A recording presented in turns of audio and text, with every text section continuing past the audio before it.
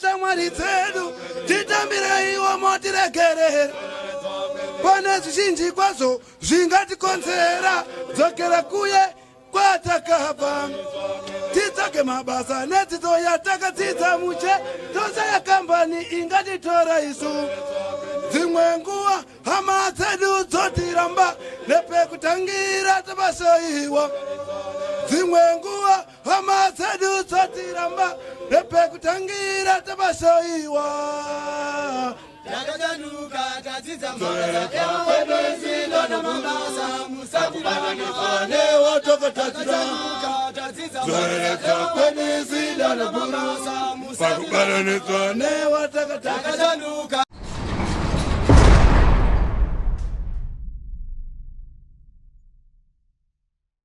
I'm Chief Correctional Officer R. Mariridzi. Okay, W for woman, then R for Rosemary Mariridzi. That's fine. Tinotenda nekuti gamuchira parusa prison panapa. Ndinoda kuziva kuti panapa zvamunoita kana kuti ngatiti musungwa auya munomutambira sei kana kuti achitanga kupinda panapa kuti muzotanga kumuchengeta. Alright. Musungwa achibva kukoti anopinda neofisi inonzi reception ndo matinotora ma details ake opinda nekukliniki achichekwa kuti ane zviri kumunetsa here, then kureception ikokoko ndokwaanopuwa class kuti muklasi anochienderana nemhosva yake. Tine maclasses 4, tine ma-A class, B class, C class and D class. Ma-A class ndo vane vakatongwa vane mhosva dzakunopera vanenge vachienda kunze kunoshanda vari voga. Then ma-B class ndo vakatongwa vane mhosva dzavo vane zvigwevo zvavo zviri pasi pe 30 months vanoenda kubasa vachinoita mabasa akasiyana siyana. Vanhu ivavo vese vakatongwa. Tine futi ma-C class anenge akatongwa ane makore anobva pa below 7 years kusvika pa 30 months ndo vatinoti ma-C class. Tine ma-D class anenge vakatongwa vaya makore anoita 7 years zvichikwira. Ndo saka musungwa anoonekwa nekuda kwemhosva yake kuti ari muklasi ipi. Kune vasina kutongwa tine mhosva dzakaita sana rape, murder, armed robbery nedzimwe mhosva dzakakura kudero idzo ndo dzinopinda pa-D class. Dzimwe dzisinawo kukura ndo dzinopinda pa-C class. Pane vasina kutongwa hatina ma-B nema-A. Ma-B nema-A anowanikwa kune vakatongwa. Then kana musungwa achinga ningira obva apuwa hembe dzokupfeka dzepano nekupuwa chekudya nepekurara. Kana musungwa azotongwa taakuona kuti anokwanisa kuita mabasa api. Iye kana ainewo zvaagara achitongofarirawo anogona kutotaura kuti ndinofarira kuita zvakati. Kana tine mabasa akaita seiwayo anombogara achionekwa kuti anokwanisa here kubuda kuti azoite mabasa iwayo. Panapa tine mabasa emaoko akaita sekupfuya huku. Tine pfuya huku dzemazai, masaso. Tine futi hove. Tinogadzira waya yekufenzesa. Uye tinorima magarden. Tine broom making. Saka musungwa anenge achisarudza pane izvozvo. Tine brick molding. Zvekare tikatarisa pane zvimwe zvidhina zviri papapo. Tinogona kugadzirira vanhu vanoda kuitwa brick molding tinovaitira futi. at a low price. Vasungwa vanobatsirikana kuwana experience neknowledge zvese zvinoita kuti musungwa kana achinge azobuda kunze haazongovi idle. Iko zvinezvi jere harisiri kubudisa vanhu vasina zvavari kuziva. Munhu anofanira kubuda aine something chinomuita kuti muupenyu abatsirikane, abatsire futi mhuri yake. Zvese izvozvo tinozviwana mujere. Mati mimi musungwa akauya munotaura zvakare kuti interest yake iri papi, kana achida zvefishing kana achida zvebrick mode. Pane ranto but haina handiti zvizvi zvamuri kutaura, dangogara zvangu. Variko vakadero. Asi kuburikidza nerehabilitation pavanenge vachizokanseliwawo nekufamba kwenguva vachizoonawo zviri kuita vamwe, vanozodzikana vakuda kuita. Vanhu vakadero tinovawana anenge achingoti aiwa ini regai ndingosevha hangu chigwevo changu ndakagara. Variko, asi vazhinji vacho iko zvinezvi vari kutoya vari prepared kushanda.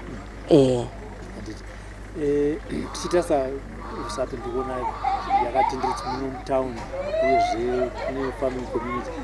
Mhosva dziri kunyanyouya vanhu vakonvitwa dzavari kupara dzakamira sei? Rusape iri mutaundi zvayo asi ine kumaruzevha ndokunonyanya kubva dzimwe mhosva. Tine satellite yedu inonzi Murambindi, iri kwaMurambindi. Ikoko kunowanzo kubva mhosva dzana murder, stock theft, rape dzakanyanya ikokoko nemaarea ana mayo. Rusape haingotarisi vanhu vari mutaundi chete, inotora as far as Nyazura, Murambinda, Mayo, Inyati, kwese ikokoko catchment area yeRusape. Saka mhosva dziri kunyanya irape nestock theft netheft chayo, unlawful entry into premises, ndo mhosva dzakanyanyisa. Ndazamutaura nyaya yepoetry apa.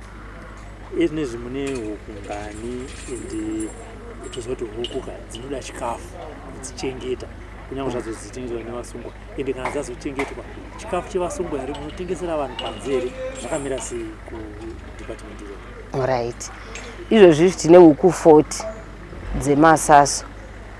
Huku idzi tinodzichengetera kuti dzizoitikandire mazai. Chikafu chadzo project ichitanga maofficers akacontributa mari kuti ngatiite project, ndobva vacontributa mari, ndobva takatanga tiri mumabroilers. Ndokuzoona kuti mabroilers ari kutinetsa pamarket kudzikana tazosvika panyaya yepoultry.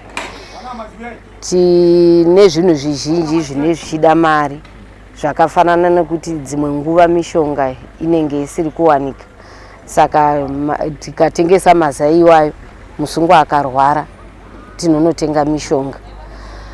Pamwe pachona pane vasungwa vanobuda vachienda kure vasina mari yekufambisa, tine tichitora futi ipapapo zvimabingirikiri zvakadero izvozvo. Pazvidhina muri kuita production yenyu yakakura sei? Ngatipa nguva yakati vari kukanya zvidhina zvakaita sei, ende munozvitengesera kunze here, ende kana vekunze vacho vachizvida panofambiswa sei? Ngatiti vekunze vari kuzvida, vari kuda mangirikiri macement bricks seayo, vanotenga semende dzavo nezvinhu zvavo zvakakwana. Isusu teitochaja labor chete. Mari yachona ichingoenda kuya kwatataura kuya kuti inenge ichibatsira vasungwa. Pakubatsira vasungwa pakamira sei baba? Ndamudza kuti nditaura kuti ndo mari yamunogona kuzoshandisa kutenga kana mishonga inenge ichidiwa clinic. Asi iye semusungwa pane richanonyatsobhenefita kuti ndakakanya zvidhina apa nditoziva kuti zvakatengeswa kunze, ane kahomwe here kana kuti kasavings kaanowana ipapa?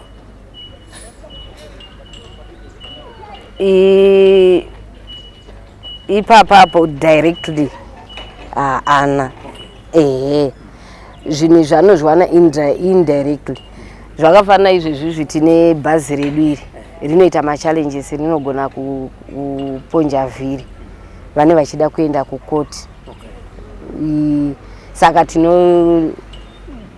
tototora kamari kakakuti kutogadzirisa bhazi kuitira kuti ivo zvivanakirewo pavari kuenda kumakotsi.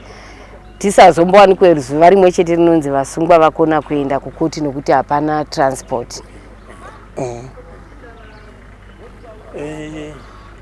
Pane nguva dzatinomboona mapepanhau zvichinzi ZPCS Family Week yakamira sei? Family Week chii chinenge chiitika? Alright, nguva yeFamily Week i1 week inopiwa kuvasungwa nehama dzavo kuti vasangane vachionana nguva yakareba.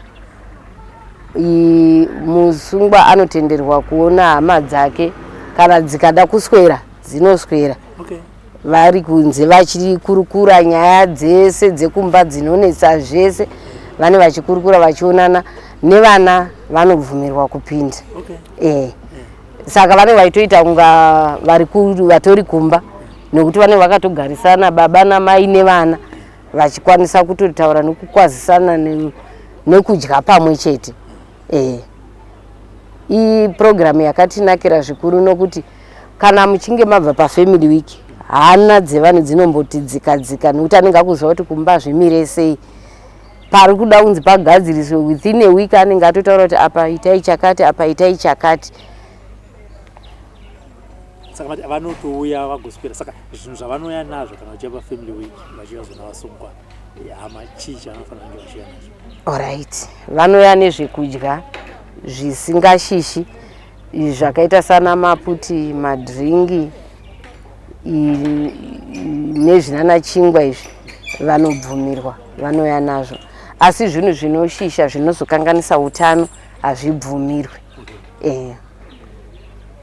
Tichitarisa project amati muri kuita kuno poetry, brick mold, gardening nekusona, tingati zvinhu izvi zvinobatsira chii kumusungwa?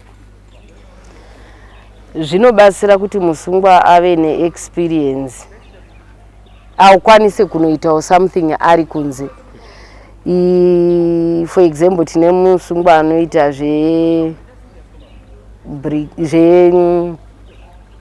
broom making. Musungwa akatodzidzisawo vamwe vasungwa, saka akagadzira mabhurumu ake aya anokwanisa kuzonotengesawo kunohodhesera kumwe. Izvezvi tiri kutotsvaga mawellwishers anokwanisa kumubatsira kuti afandiwe agobuda panze aine pekutangira.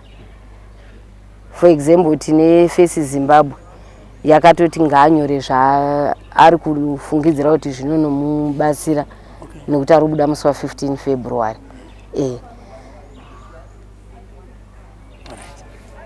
Pane vamwe hama dziri kunze uku dzinoti dzakaramwa vasungwa kuti akaenda ngazvigare ikoko. Mungade kuvadzidzisa kuti chii takatarisa kuuya kwemusungwa munomu nekurehabilitatwa kwaanenge achiitwa? Chatingada kuti vazive ndechekuti kana munhu asungwa, munhu wese pasi pezuva anogona kungosangana nedambudziko rokusungwa. Handi vese vanhu vanosungirwa mhosva dzavakaita. Vamwe vanogona kungokoniwa kutaura chaiko otobatwa nemhosva. Saka isusu chatinoda kuvadzidzisa ndechekuti kujere zvaive zvekare zvekuti kana munhu atoya kujere atokondemhewa vanofanira kungoda hama dzavo, because kunoku vari kuuya kuzorifoma, kuzosiya mabasa aya avaiita. Vazhinji vachoni kunoku kunoitwa zvifuti zvechechi vanokanseliwa futi kuburikidza neshoko raMwari. Vanhu mwachona zvimwe zvinhu zvinongoitika vasina kuzviplana. Handi vose vanhu vanotoplana kuti ndoda unoita chakati. Saka isu chatongokurudzira kuhama ndechekuti dai zvaigona vatambira vanhu ivava, because umwe anobva asina chaari kugona, asi nokuda kuburikidza nejeri anotozobva ane something chaakugona chakukwanisa kuti abatsire mhuri yake. Umwewo masituations anongoitika kana kuti out of anger otongonzi atorova munhu atopinda mujeri, but munhu iye hatingamuti icriminal, hatingamuti imhondi, asi masituations. Saka paanouya kuno achizotaurawo kuti ndakazosangana nezvakati, anowana kukanseliwa kwakadini kwakakwana kuburikidza nemachechi services, kuburikidza futi nerehabilitation. Tine machurches anouya anosapota wachiuya achiparidzawo vachikanselawo vanhu vakaita seivavo. Saka vanhu vanozotodzokera kusociety vatova vanhu vari right, nekuti vanhu vane mhosva dzakaita seidzodzo kashoma kuti adzoke. Yatoti inhingirike recidivism iyai kashoma kuti adzoke nekuti chinhu changoitika asingafungiri, haana kuzviplana. Saka munhu iye pane pasina need yekuti munhu akadero hama dzimurambe, nekuti anything can happen to anyone. Tichitsa pajeri panapa mune maprojects amuri kuita ari kubatsirai kuti murehabilitate vasungwa. Tingati zvinhu zvamungade kubva kuma-individuals kana business community kana mafarmers kuti nemaprojects atiri kuita, kana uri munhu zvako kana muzvina bhizimisi ukatigira zvakati zvinogona kutibatsira kudepartment iri neiri ndezvipi? Para ndezve handiti vasungwa vafuti vanorima garden. Garden rinovabatsira futi miriwo wavanodya vanorima. Tinoita futi zvemunda seizvozvo tine 2 hectares dzedu dzatakarima. Tinotsvaga pekurimira kune vanhu nearby farmers. Saka tine 2 hectares dzedu dzechibage. Chibage ichocho ndo vanochidya. Tine takatageta kurima 5 hectares, but nekuda kunetsa kwakamboita mvura payakazoya manje saka takarima 2 hectares.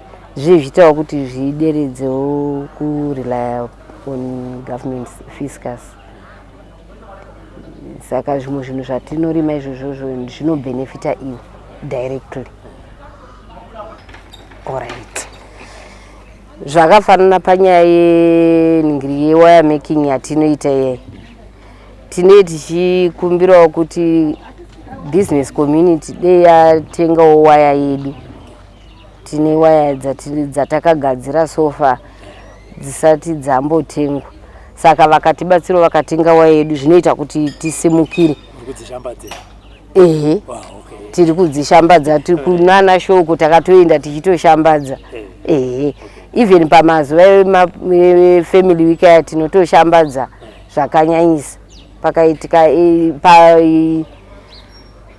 health day rakaitwa riya, national health day, takatoinda nezvinhu zvedu tichitoshambadza.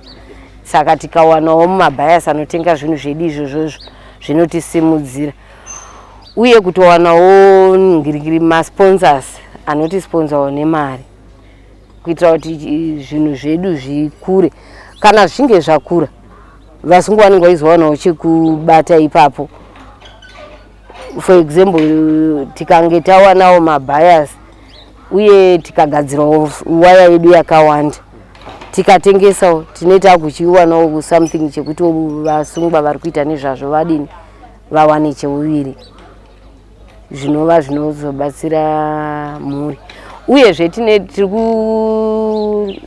kutotsvagawo atinoti ma-PEP, ma-prisoner employment programs, ekuti tinogona kuwana kwekushanda kana tikawana kwekushanda kuya tine vasungwa vedu vachibhadharwawo nemaofisasi achibhadharwawo kamari.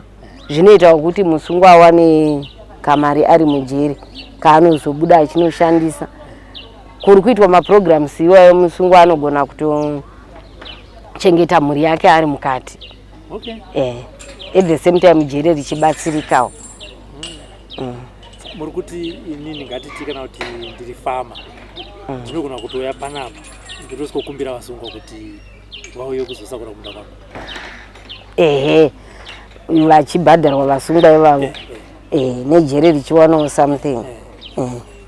Saka panofambiswa sei kuti munhu uzosvika pakuti ndozvandaronga izvi iprocess yacho inoitwa sei kuitira kuti munhu ari kunze vapamba kuti ini ndaindoshaya vanhu andasi vanoita zvakati process yacho anofanira kuita sei kuti awane vasungwa ivavo?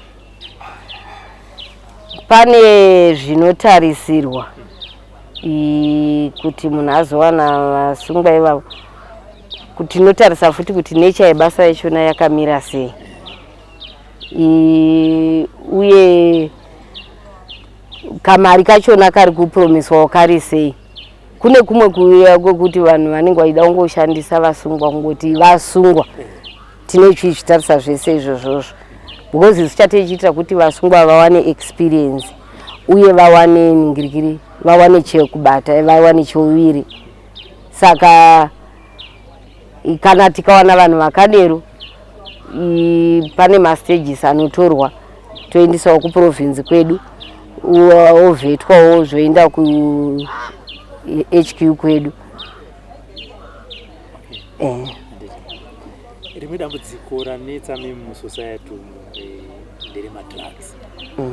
Panapa muri kumbosangana nevari kuuya vanenge vapara mhosva nenyaya idzodzo kana kutosungwa vachipinda mune izvozvo, uye kana vachinge vauya toziva kuti vanhu ava ropa ravo rinotoya rakatodhakwa kudhara. Ndizvipi zvavari kuita? Alright, tine vanhu vakadero vakawanda vatinosangana navo. Kunoku tine clinic kuclinic uko tina nurse anoona nezvepfungwa watinaye. Saka vanhu ava wani kutoya kwavo kwavanenge vaita kunoku ndeimwe stage yatotorwa kuti havachawani access to madrugs aya since vane vari incarcerated. Ukozo vanozopinda futi pacounseling vachikanzerwa kuti vazhinji vanowatozobuda vave vanhu vari right. Ndozve zvimwe zvatinoita. Ivo vanoti tinonyanywa pusha, ndinotaura navo especially pacounseling, tinonyanywa pusha kuti vapinde mune zvemadrugs.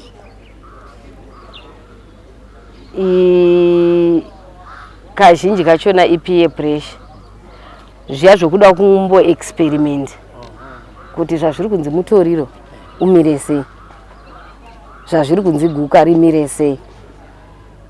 Saka kuburikidza nepeer pressure kune vamwe vane vakapinda mazviri, saka vane vakuvataura kuti apa nhamo dzako dzese dzinopera because kana munhu astika paya haana chimwe chinhu chaachafunga. Saka vane vachiona sekuti nhamo dzadini dzapera. Ndo zvimwe zvinozovaita kuti vapinde mumadrugs. Pazara nhasi message yamungade kuudza kuRusape community ndeyekuti chii kuti zvibatsire station iyi? Right. Message yandingade kuudza Rusape community ndeyekuti munhu wese ari eligible kupinda mujeri. Saka kana tine hama dzedu dzakasungwa ngatidzibatsirei nepese patinogona napo, tichitovapawo support. Munhu akanga achivhesitirwa ari kujeri zvinomuitira zvakanaka, haazonyanyi kunzwa kurwadziwa. Unlike munhu anenge asingavhesitirwe anofunga zvakawanda, anotofunga kuti alright ndiri mukati ndakasungwa, hama dzangu hadzichatondidi. asi panouya vanhu vachimuvhisira paya achinzwa kuti mwana ati akazodai, iye anokwanisawo futi kutaura zvaanoshuvirawo kuti zviitike pavana vake kana pamhuri yake. Saka zvinorerutsa. Saka ini chandingotaurira ruzhinji ndechekuti kana munhu asungwa hazvirevi kuti anofanira kuraswa. Zvinhu macircumstances akasiyana siyana anoita kuti vanhu vasungwe. Saka ngatisapotei hama dzedu muusungwa imomo.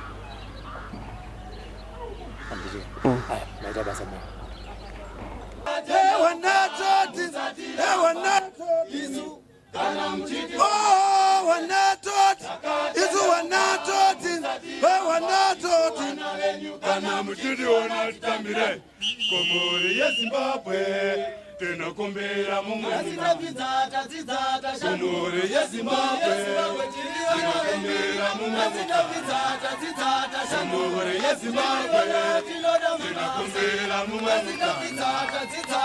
Komori ya Zimbabwe tinokumbira mumwe Komori ya Zimbabwe tinokumbira mumwe Komori ya Zimbabwe tinokumbira mumwe mukana.